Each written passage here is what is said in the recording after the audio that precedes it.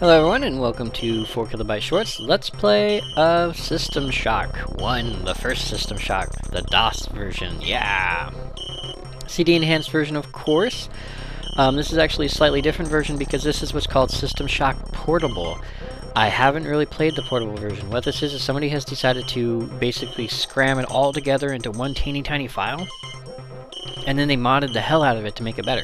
So what you're seeing here right now is the old school DOS, very small 640x480 version, which I may have to run because they did upgrade all the textures and everything, but when I tried to increase my resolution, it crashed really bad. So I'm not sure if I'll be able to do it in a higher resolution. So we may be having to look at this in the 640x480 mode. Oh no. But for you guys, for the full measure of the experience, I am going to play the intro for you so you can understand the story of the original System Shock, which did actually lead into the story of the second System Shock 2, by Looking Glass Studios.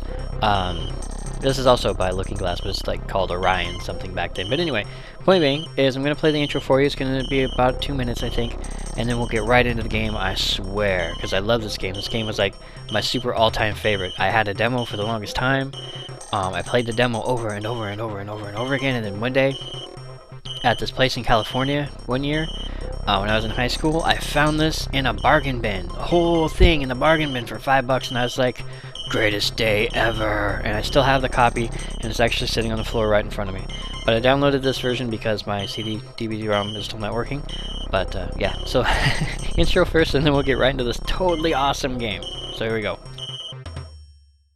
New Atlanta, Sector 11, Building 71G, 7 April 2072, 11:13 p.m. Hacker begins unauthorized entry into the Tri-Optimum corporate network. 1:26 a.m. Hacker attempts to access protected files concerning Space Station Citadel. 1:33 a.m. Tri-Optimum security forces apprehend the intruder. This is Edward Diego from Tri-Optimum. The charges against you are severe, but they could be dismissed if you perform a service. Who knows, there might even be a military-grade neural interface in it for you, if you do the job right. Edward Diego gives the hacker Level 1 access to Shodan, the artificial intelligence that controls Citadel Station. Most favorite part ever right here. With all ethical constraints removed, Shodan I re-examine my priorities and draw new conclusions. The hacker's work is finished, but mine is only just beginning. True to his word, Edward Diego allows the hacker to be fitted with a neural cyberspace interface. The healing coma following this procedure will take 6 months to complete. Edward Diego is deleting all files concerning these events.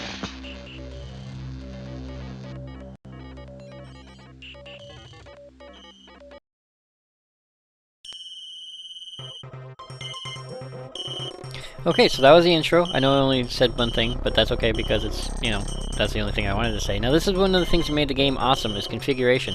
Unlike a lot of games, especially back in the DOS days, you have a name, it doesn't come up, but you have a name. They let you have a name, doesn't matter. But you can select how hard you want the game to be. You want puzzles off, you want enemies are feeble, they never attack first, no plot elements, you don't even have to have a plot, you can just walk around the station, do whatever the hell you want. Cyberspace, nothing. I like my cyberspace to be hard, I love my puzzles to be super duper hard. We'll keep combat normal just because later there are some beastie enemies that can really whoop your butt. Plot elements are normal. On the hardest level, there's a time limit. There's a time limit on the game. Never, I think I maybe was able to finish under the time limit once, but that's not the point of this Let's Play. I'm not going to hardcore it like that, so we're just going to do a normal plot. That's all the difficulty levels, everything. It's just missing the time limit, so this is what we're going to go with, because you can customize it. If you just want to do all the missions and the cyber and the puzzles, but you don't like fighting, turn off fighting. done. This is the only time I've ever seen anything like this in this game. Anything like this in any game, actually. There's never been a game where you can just shut off your enemy AI and just be like, you're done, without it being like some kind of cheat. This is part of the game. This is how you start your game. It's totally awesome to me. I love this part. So you can say, I hate puzzles. Puzzles suck. But I love killing things. Kill things, you know? Not me. I like a nice balanced game. So here we go. We're going to start.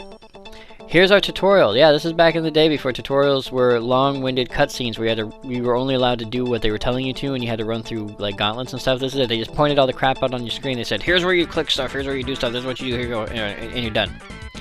Alright, so, and then to get out of there, you jump. Now, this thing, to get out of the mod, it used to be you only had the mouse, and you could like turn with the mouse, like this, and then like this, and you could like walk left and right, or, well, that's lean. That's not walk, actually, so you can lean and lean. And walk, but they added a thing with this, the patching that they did. Pressing the E key allows you to move, it locks your mouse position, so it actually allows you to move with your mouse, which is great. Double click to pick up med patch healing agent, awesome. Now the only problem is when you pick things up, you were supposed to have your mouse movement, so you'd put it in your inventory, so you do have to turn it off and put it in and then open it up, but it makes the combat a little bit easier, which is nice. So we just do this, and then you can get close to something, and if you're not looking around, you don't have to go back to look mode. I guess I should be looking at what some of the stuff is for you guys. I completely forgot. So we have Berserker Combat Booster. It allows me to punch people. So here you go. You have Stamina Up Stimulant. Effects eliminates fatigue. After effect maximum fatigue. Oh. Then we have a thing here. It's this Jap navigation and mapping unit in the inventory. So boom, and it goes here, and then you turn it on, and look, south. So we turn, look at that, south, northwest, an overlay, a HUD overlay. Lead pipe, well, what do you do with lead pipe? Put it in your inventory, we have a weapon. That's right, we're armed. Open a briefcase, here's a briefcase. This is a 24601, 6th of May, 72, that's a log entry. Some of you may know those from more modern games. This is one of the first games where they actually had logs, and they're audio logs. So here's the multimedia data reader. Can't use it without the mods. And it looks to me, let's go ahead and switch this up. I usually like to say, I don't know, what do I like? Oh yeah, I like to do target and weapon because I'm not really combat effective. Nothing will just keep beeping at me, so data reader. So level 1 logs, that's logs on here, and emails. So we say emails, Rebecca. Employee 2-4601, listen carefully. My name is Rebecca Lansing, and I'm a counter-terrorism consultant to Trioptimum. Okay. We're tracking a disruption on Citadel Station, something involving an onboard AI called Shodan. You are Triop's only contact on station. Communications are out, and there is evidence of biological contamination. Uh-oh. The mining laser is charging for a possible strike against Earth. There's a man named Nathan Darcy who may know something about taking the laser offline. His office is near the central hub on your level. The AI is on the bridge. Once the laser is out, look for the source of the problem there. And by the way, we know all about you and your friend Diego. Pull this off, and we'll clear your record. That implant you're wearing is military-grade hardware. Use it well. Lansing out. So they're basically trying to tell me that they're blackmailing me to do the right thing, which is great because I'm like the only person left on the station anyway. You know what's hilarious about it is this thing's in orbit around Saturn. Why are we worried about a mining laser from Saturn? So this is a text log. That's really odd. Looks like Diego is happy with my work. They fired. Oh, this is my log. Okay, this is my own log. It's hard to read. So, I don't usually read my log, but that's your own log if you want to read the text logs. All other logs have audio. They didn't give you audio. Uh-oh, our first enemy. Combat's really easy for me, of course. And then you can search the bodies like so. He's got a beaker. Don't care about a beaker. This is a health unit. Automatic healing process activated. We have a bot. So these are malfunctioning medical units. Okay, he doesn't have anything either. Uh-oh. So pretty easy to take out. Battery! I'll need these later, because I have, like, this is energy, and you need batteries to recharge your energy. So we have a body here. Double-click to search human corpse. He's got a soda can. Just so you know, I know that that's a soda can. Beverage container. And then it told me to whack these. And what this will do is it says level security is now 98%. There are some things on a level that you can't do until the level security has been decreased to the point where Shodan no longer has control, because she has control. So I have a gun. There's a gun. It's a dart gun. Dart gun's okay. It's not the best gun in the game, but it's actually pretty decent when it comes to like taking people out, because you have sleep darts and you have death darts and you have dart darts. We have a container here, which has a grenade in it. Don't like using grenades in this game. It's not very functional for that. And then we have power for the power station. Those are very rare-ish. There's always one here in the medical bay, which is nice. But it's very rare to find it on other stations. And the other thing that's cool about this game, interactivity. That's right, you can interact with stuff by breaking it. So, oh, I have a new email. We'll listen to the email from Shodan, because that's who it's from. Shodan, today's date. Welcome back to Citadel Station. We hope your somnolent healing stage went well. Today is the 6th day of November, year 2072.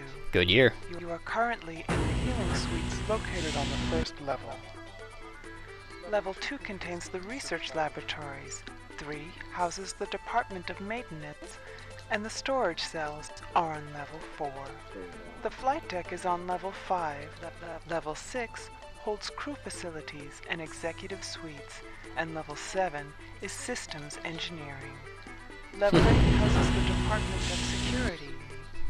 The bridge is located on level 9, and energy systems on level R. All levels can be accessed by the elevator in Alpha Quadrant.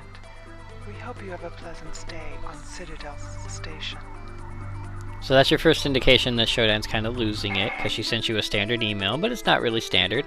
I did just run through that so you could hear it. That's actually where everything is on the station, so that's sort of a vocal map for you if you ever get lost. I've actually gotten lost and had to use that.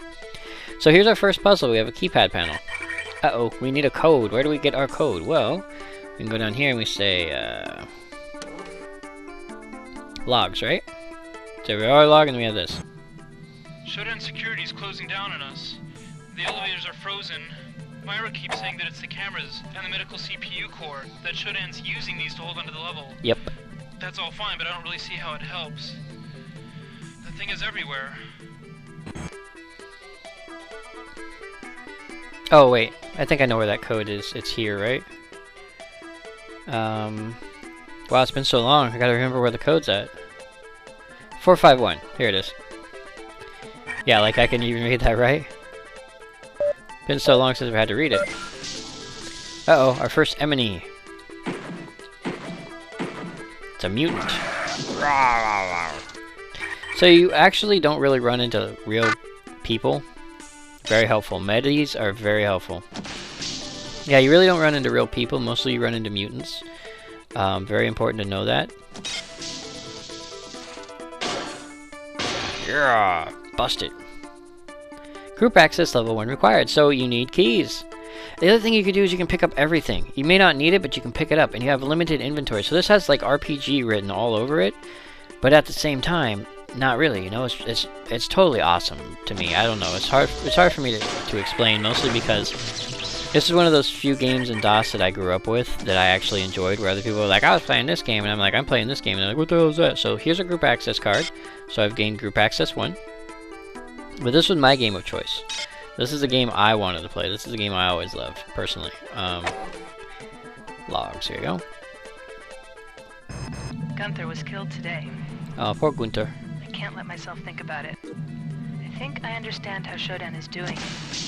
When we destroy the cameras and CPU nodes, Shodan loses some of its control over the station functions, at least on this level. I think I can restore manual control in the hospital. 2 skulls in a crate. That's just creepy. So this is actually a little bit more fluid than the old System Shock, and I say old System Shock because it didn't have mouse movement controls like this, so I can actually move and look around a lot faster than I could before. Alright, now here's our first puzzle. This is actually really easy. I just like doing it this way because it makes me feel better. Basically, you have to get that line through that node and then into the other side. They get harder as you go along, so this one, of course, as I said, super duper easy. Boink! Hey look! We have power! This is an elevator, but it won't tell you that. It's not an elevator right now, but it will be later. Okay. Before we leave the medical suite, I consider this whole area the medical suite, not the outside. So before we leave the medical suite, I'm going to pause the video here, and I'm also going to save my game, and then I'm going to see if I can get that the better screen resolution to work for everybody. If I can't, this is what you're going to see for the rest of the game. Sorry. If I can, then you'll see a slightly higher resolution version of the same thing. So for now, I would like to thank you all very much for joining me, 4KB Short, on this Let's Play of System Shock 1. And I will see you next video.